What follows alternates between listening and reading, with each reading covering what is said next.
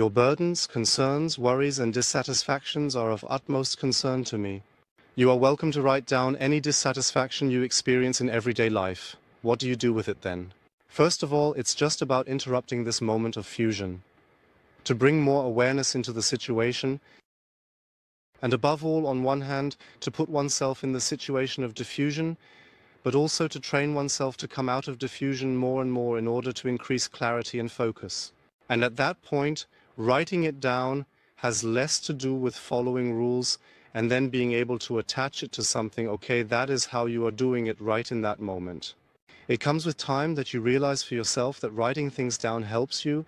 It is a wonderful relief and can bring you some distance from what you just experienced in many situations.